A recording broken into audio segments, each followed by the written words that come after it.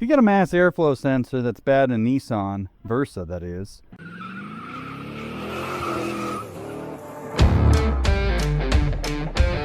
they're pretty easy to change. This is a 2011 flavor, and here's your part number. 2 screws, an electrical connector, and then like that, just kind of pops in. I don't even know why I'm making this video. You're gonna turn it off after 30 seconds because you realize how easy it is, but that's okay. I need a 8mm, 7. Those 2 bolts are 7mm. I couldn't get them with the Phillips head, so I had to go to the ratchet. I don't know why they're so tight. Boop. Okay. Old one comes out. Where's the new one? Compare them and make sure they look the same. Same part numbers. Okay.